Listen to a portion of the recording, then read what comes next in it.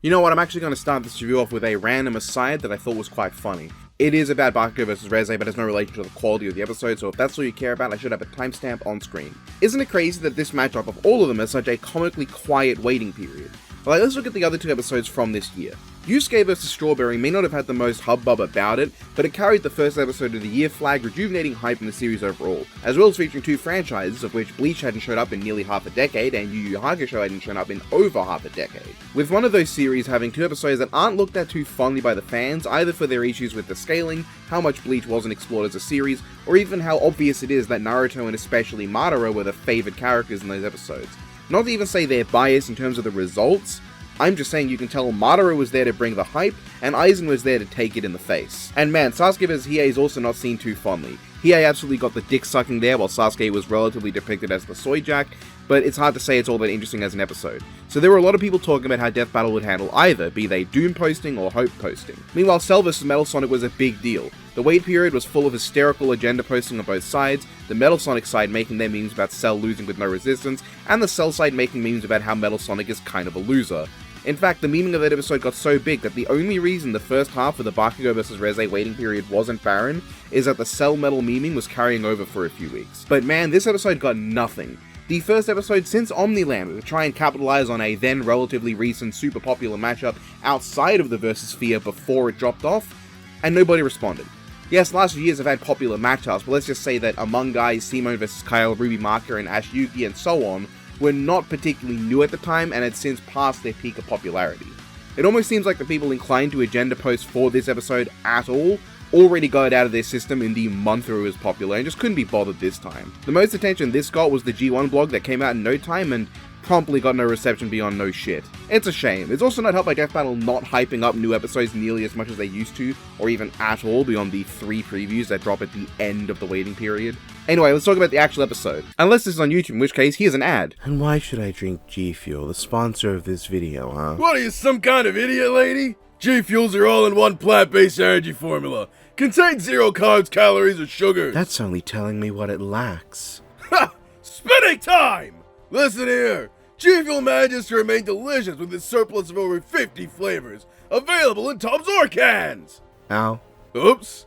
And here I forgot to tell her it contains caffeine, which means it isn't suited for children under the age of 18. Children under the age of 18? Wait! Howitzer! Impact! Hey, why are you running? You should be heading to the link in the description. G Fuel. You idiot. You just drank it irresponsibly. Something you should never do due to its caffeine content.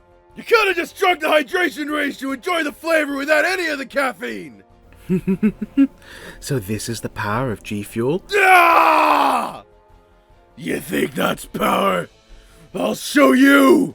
By heading to the link in the description and using code BloodRank, I got 30% off my G Fuel order! Now I'll show you how it's our Impact Cluster! I'm incredible, a spectacle, your final day! Your name is right, cause you're just a footnote on my resume! Damn, that hair was hot though. Shut up, Deku! So I am familiar with Bakugo up to the point I stopped watching Hero Academia, and my interest in Reze begins and ends at the color of her hair. This episode, if I was to summarize, I'd say was, in a vacuum, good. As a Reze episode, I cannot comment, and as a Bakugo episode, it left something to be desired for me. Bakugo's analysis was fine. After a few watches, it doesn't really do much for me, but I've generally found the Death Battle tends to make a habit lately of not making analyses I particularly care for. Wiz and Boomstick don't have the same energy I once associated with them as an alumni of the simultaneous golden and dark age of versus debating around Season 2, so I really gotta stop expecting them to sound as if they aren't a decade older now. I appreciate the analysis being told from Bakugo's perspective, but it's not like they really go terribly far into actually exploring his character, so it's a serviceable analysis that does its job. It's not worth complaining about, I don't think. It slots into the same style as all their manga analyses for the last few years. Reze's, I think, is similar. I at least don't know her particularly well, so there was something novel to learning about her whole deal. I don't know why there was that entirely pointless tangent about how Chainsaw Man itself works. I know that, the way it works is the reason Reze was sent out to deal with him in the manga, but that is not relevant information to an analysis about Reze. Nothing they mentioned in this whole tangent ends up coming back later.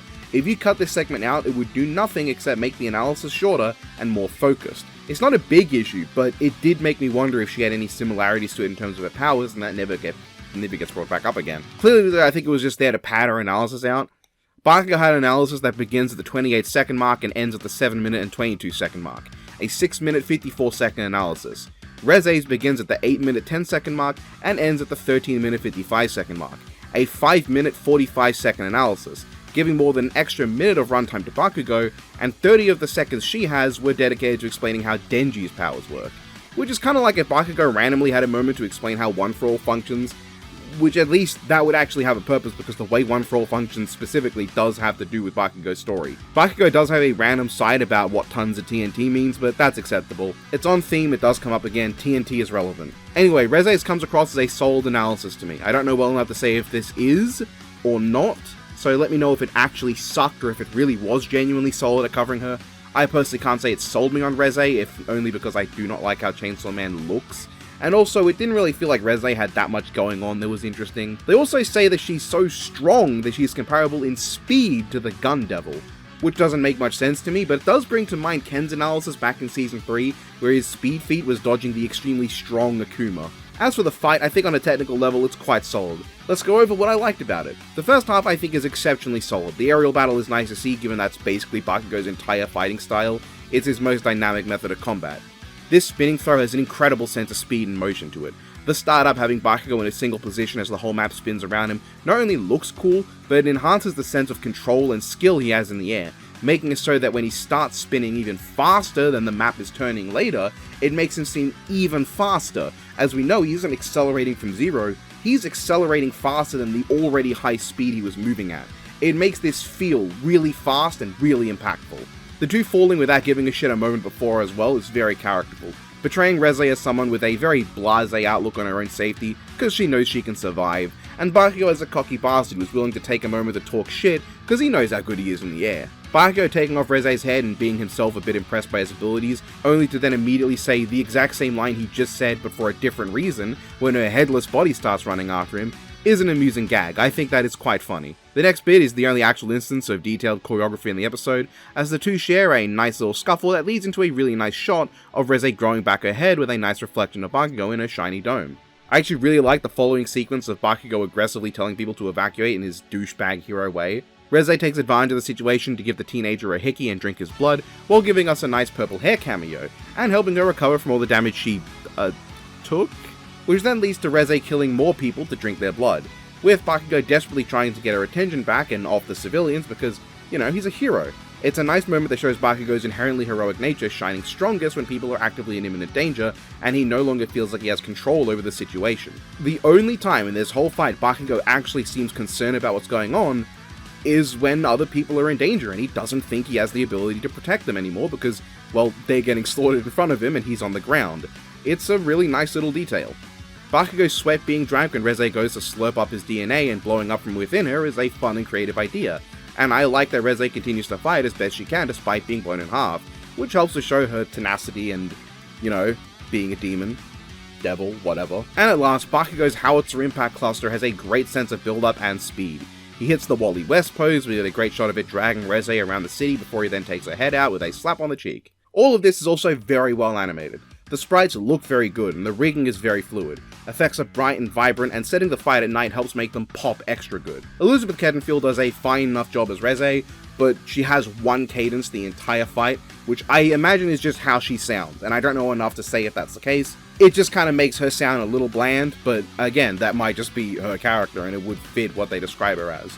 Trenton Martin does a solid job on Bakugo. I think he probably could have put more into his screams, because things like his cluster lack a bit of impact without a real guttural shout that conveys the raw power and effort put in, but the laugh right before that is really good, the howitzer impact is pretty well done, and, you know, it's a good performance. I don't know if anyone could have made the line, "I'm aiming for absolute victory," sound natural in this context too, so I can't even complain about that. Anyway, now let's go into what I did not like.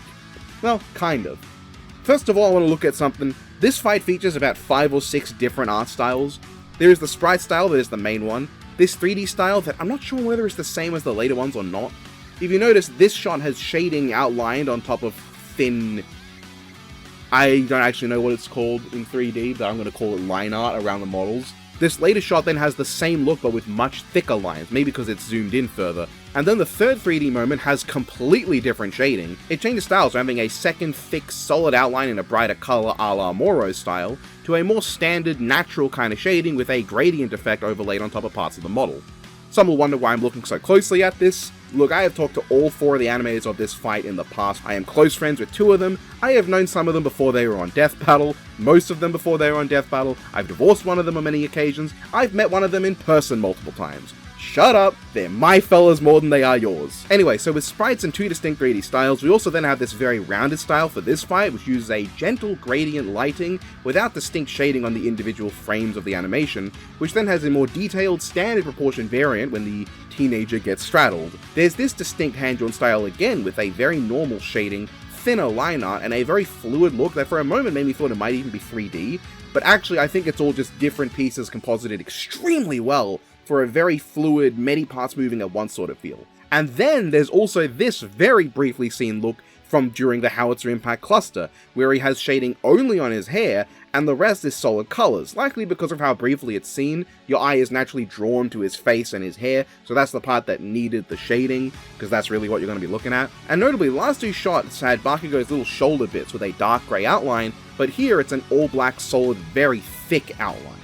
Now, none of that was criticism. Each of these styles look nice and do things their own way, which I think is awesome. I actually had a really fun time looking into each one's different attributes, because I like that, so I think that sort of thing is interesting. At the same time, it's very noticeable when it switches and can be quite jarring. I know this episode had 4 animators, but I think other episodes like Among Us 4 Guys with a whole 5 animators manage better consistency in how they look. I don't mind it suddenly becoming 3D, I don't mind it suddenly becoming hand-drawn.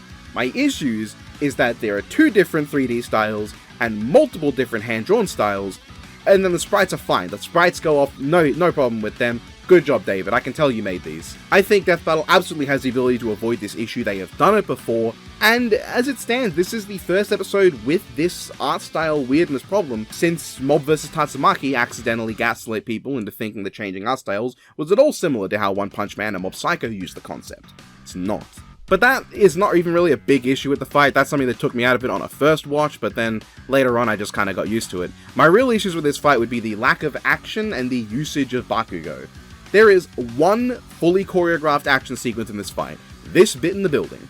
Before that, we get a few moves thrown out in the air, which is great, but after Reze tops the child a minute and 2 seconds into the fight, a total of 6 interactions occur, not even attacks. Bakugo explodes the floor, Bakugo does the Howitzer Impact, Reze drinks the DNA of a high schooler, Reze does a 2-part finishing move that doesn't work, and Bakugo does his own 2-part finishing move. In the middle of that, Reze throws some morning after pills or something, I don't know. Essentially, the fight stops having choreographed action and starts being a bunch of big attacks thrown out. I understand this will not be a problem for a lot of people. This is actually how Death Battle does their animation generally these days. Not counting, look at how they're flying around at high speed moments, the times just this year where characters have had a dedicated, choreographed melee have been the opening of Yusuke vs Ichigo, the rooftop fight of Ichigo vs Yusuke, technically Cell doing the Vegeta combo with Metal even though Metal isn't fighting back, and the building fight in Bakugo vs Reze. Older episodes had longer moments dedicated to faster, more involved action sequences wherein the characters are simply fighting. These moments exist not because they are going to be the most memorable and well-known parts of the fight, but because they are there to get across the characters' fighting styles, to convey that these characters in how they fight are more than just their big moves and fancy name techniques. These are characters capable in a direct fight. This obviously doesn't apply to every character out there though, and like, next time Grewmind, obviously it's not going to have that. That is a fight where that just does not have a place. There also came a point, especially with 1 Minute Melee's growing obsession with animating every single fighter as if they're from a fighting game, including like fucking Green Arrow, that people just got sick of that kind of highly choreographed proper action. And I think that's why Death Battle now is more of a focus on the big moments and the hype singular attacks that were sticking ahead.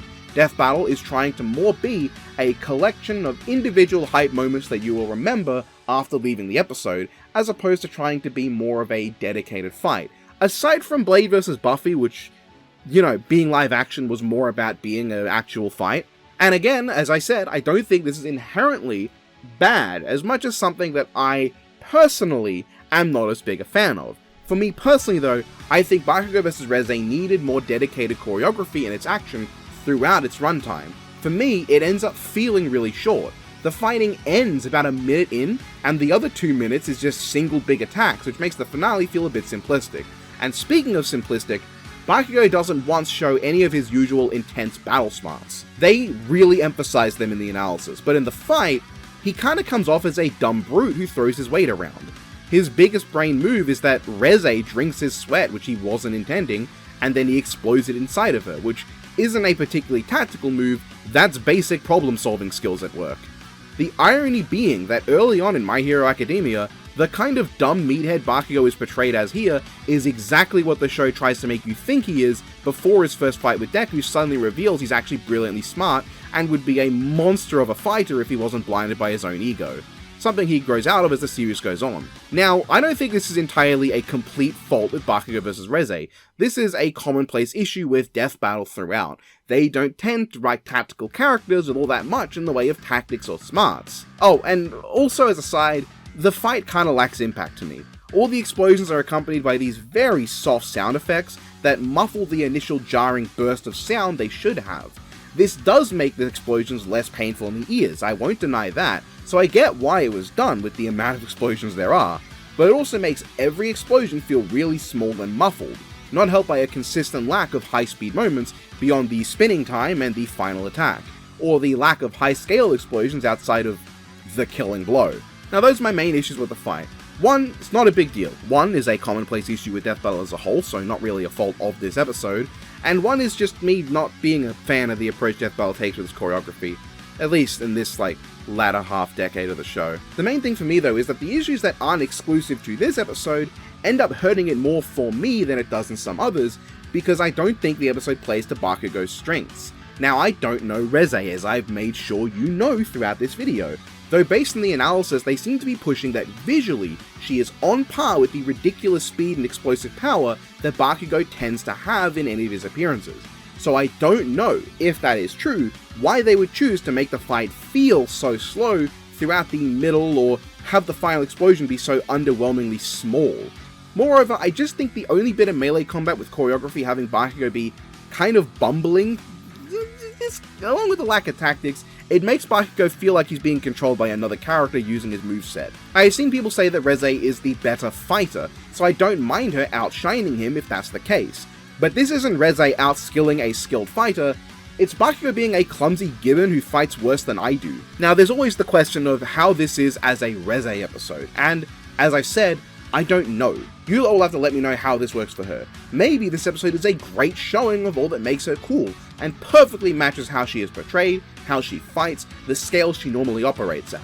I say normally operates if she doesn't exist in as many manga chapters as Nappa. If that's the case, then I will have more of a positive outlook on the episode, because even if it fails at being a Bakugo episode to me, in general I think it's solid, and if it's good as a Reze episode, that would mean that overall it's better than it is problematic. Oh, and I don't like the conclusion. They once again do that thing where they give a character a category, and then immediately talk about how the advantage they had with the category does not matter and does not help them. They did this last episode too, you know, they gave Cell the speed advantage, and then in the same fucking episode, talk about how Metal Sonic would just one-shot and can freeze time, so Cell's speed advantage literally does not apply, because one time freeze and Metal Sonic one-shots. In this episode, they say Reze has a healing factor, so she takes stamina. At the same time, they say that against someone like Bakugo, she may not have the chance to heal at all. She essentially takes the stamina category, because in theory, if Bakugo did not attack her, or chose to miss every attack on purpose, he would run out of stamina first.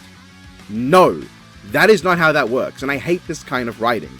It should not be, in a vacuum, who has better stamina, it should be, whose stamina is better in the context of the fight, wherein by their logic, Bakugo being about 5 times tougher than Reze's attack power before he then got many times stronger over the course of the show, means that Reze lacks the firepower to cause damage quickly, and with him being thousands of times faster, she will never get the chance to land an attack, while he will also never miss one of her own. He is so much faster than her that there is no way he's going to waste a single attack unless he chooses to. Conversely, Reze's stamina is carried by her healing factor, which they say she might not get the chance to use at all, as it can be overtaxed through raw power, and she needs fresh blood to heal consistently against characters who can do significant damage to her. Ergo, using only death battles given logic, Bakugo wins the stamina category, because Reze is incapable of taxing his stamina unless he specifically lets her, while Reze's stamina is not enough to last past a, at best, handful of attacks from Bakugo. Anyway, my summation. I think it's a good episode, it's not what I want in a Bakugo episode, and I don't know Reze enough to comment on how she was handled. I am very excited for the next time, for the first time this year, and, you know, we'll see how it is. Yeah, hopefully it's good. Alrighty, so that was the Bakugo vs. Reze review. I know I said last time that I was going to do shorter reviews, and that's what this one was supposed to be. I just don't know when to shut up, though. Yeah, so I hope some of you enjoyed that. I guess the whole concept of a shorter review is a bit lost on me. But, yeah. Let me know what you thought. Yeah. What the hell am I even supposed to say? Yeah, thank you everyone for supporting me on Patreon. You're a big help. Thank everyone for watching. Thank everyone who fucking, I don't know, hit the like button, hit that hype button that apparently exists. I don't get why that can't just be like a feature of the like button. You know, I don't know what the hype button really does, so it's just there. Is there still that thing that goes on where if I like say subscribe or I say like the actual buttons will light up? Because I remember that was a thing. I don't know if that's still a thing. But it always surprises me whenever I see it. Yeah. I haven't got much more to say. If you want to support me, you can do it on Patreon. You'll get access to videos like this early. Including the Bratz ranking, which if anyone's wondering, anyone happens to be watching this who's noticed the Bratz ranking up on Patreon, that was supposed to come out, but then I realized that the Bigfoot ranking had to come out on a very good friend of mine's birthday, and so I pushed the Bratz ranking back. I didn't want them to compete with one another, and then this kind of takes priority, so the Bratz ranking will be coming out much later than I thought it would, but don't worry, it'll be out this month. Fucking nice. And yeah, there should be other rankings coming out after that. I have made good progress on a few other movie rankings. They are the most fun things to do, aside from Not Death Battle, which is, don't worry, there'll be an announcement about Not Death Battle in hopefully a couple days or a week or two. We got something special lined up. Anyway, you can not only get videos early, but you can also make me say stupid shit. Let's actually see if anyone's got anything genuinely funny. do I do this as Bakugo? Like, imagine Bakugo picking up. There's no remain. Boom! You looking for this? Oh yeah, yeah, that's literally what they wanted. Fair enough. Is that fucking Lugia? Oh, what was Lugia's voice? It was like, if bread in French is pain, then I own a fucking bakery. When it comes to blow it up, no director is my equal! how dare you keep your hands off my daughters! I can kind of do a Groot. I don't know if I can do a Megamind. I'd like to give all my lovely viewers watching this 5 big booms of appreciation. Boom! Boom! Boom! Boom! Boom! There's like a lot of things here that like I either don't know what to say about. I just like, what am I supposed like lonemulanly pretty peak? Like, yeah, I know like pitiful. What kind of a man are you? Metro Man. Okay, boomer. Yeah, that was that. I hope that was the most enthralling, entertaining thing you've ever seen. I hope it changed your outlook on life and media as a whole. Stay tuned for the public upload of the Bratz ranking, people. I know you're all dying to know, how does Passion for Fashion Diamonds stack up to Bratz Babies the movie? I know that's what you're all dying to know. How do they compare? Where is Super Babies going to compare in this lot? Where is he going to put Rock Angels? You're all dying to know, so stay tuned for that. Take care, everyone. Have a good one.